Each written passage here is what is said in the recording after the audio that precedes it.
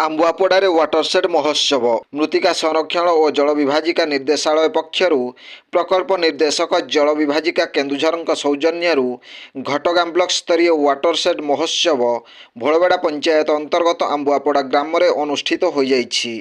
ପ୍ରକଳ୍ପ ନିର୍ଦ୍ଦେଶକ ଅଶୋକ ସେନାପତିଙ୍କ ସଭାପତିତ୍ୱରେ ଅନୁଷ୍ଠିତ ଏହି କାର୍ଯ୍ୟକ୍ରମରେ ମୁଖ୍ୟ ଅତିଥି ଭାବେ ଯୋଗଦେଇ କେନ୍ଦୁଝର ସାଂସଦ ଅନନ୍ତ ନାୟକ କ୍ଷେତ ପୋଖରୀ ଖନନର ଶିଳାନ୍ୟାସ ଚାରା ରୋପଣ କରିବା ସହ ବ୍ଲକ ସ୍ତରୀୟ କୁଇଜ୍ ପ୍ରତିଯୋଗିତାରେ କୃତି ଛାତ୍ରଛାତ୍ରୀମାନଙ୍କୁ ପୁରସ୍କାର ଓ ପ୍ରମାଣପତ୍ର ପ୍ରଦାନ କରିବା ସହ ତାଙ୍କ ବକ୍ତବ୍ୟରେ ଜଙ୍ଗଲ ଜମି ପର୍ବତ ଓ ପାଣି ଆମର ଆମେ ପ୍ରକୃତିକୁ ଖିନଭିନ୍ନ କରି ଏହାର ସଦୁପଯୋଗ କରିପାରିଲେ ଆମର ପ୍ରଗତି ସମ୍ଭବ ବୋଲି ମତ ରଖିଥିଲେ। କାର୍ଯ୍ୟକ୍ରମରେ ସମ୍ମାନିତ ଅତିଥି ଭାବେ ଘଟଗାଁ ବ୍ଲକ ଅଧ୍ୟକ୍ଷା ଗୀତାଞ୍ଜଳି ନାୟକ, ଭୋଳବେଡ଼ା ସରପଞ୍ଚ ସନ୍ଧ୍ୟାରାଣୀ ନାୟକ, ସମିତି ସଭ୍ୟା ନଳିନୀ ମହାନ୍ତ, ସରାସପଶି ସରପଞ୍ଚ ଗଣେଶ୍ୱର ନାୟକ, ଜିଲ୍ଲା ପରିଷଦ ସଦସ୍ୟା ଯାଜ୍ଞସେନୀ ମହାନ୍ତ, ସାଂସଦ ପ୍ରତିନିଧି ଅଖିଳ ପାତ୍ର, ସାଂସଦଙ୍କ ଜଳ ବିଭାଜିକା ପ୍ରତିନିଧି ରଞ୍ଜିତ ନାୟକ, ସାଂସଦଙ୍କ କୃଷି ବିଭାଗ ପ୍ରତିନିଧି ଇନ୍ଦ୍ରମଣି ମହାନ୍ତ, ଜିଲ୍ଲା ପ୍ରାଣୀ ସମ୍ପଦ ଅଧିକାରୀ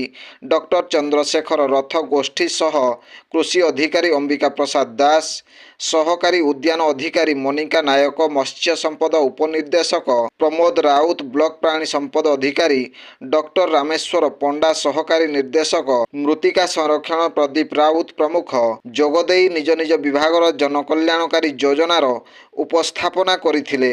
ପ୍ରଧାନମନ୍ତ୍ରୀ କୃଷି ସିଞ୍ଚାଇ ଯୋଜନା ଅନ୍ତର୍ଗତ ଜଳ ବିଭାଜିକା ପକ୍ଷରୁ ଏହି କାର୍ଯ୍ୟକ୍ରମରେ ମିଲେଟ୍ ମିଶନ ମୃତ୍ତିକା ବିହୀନ ନର୍ସରୀ ଚାରା, ଜଳ ବିଭାଜିକା କୃଷି ବିଭାଗ ପକ୍ଷରୁ ପ୍ରଦର୍ଶନୀ ମଣ୍ଡପ ଖୋଲାଯାଇଥିବା ବେଳେ ଘଟଗାଁ ତାରିଣୀ କଳାକେନ୍ଦ୍ରର କଳାକାରମାନେ ଏଠାରେ ନୃତ୍ୟ ସଙ୍ଗୀତ କାର୍ଯ୍ୟକ୍ରମ ପରିବେଷଣ କରିଥିଲେ।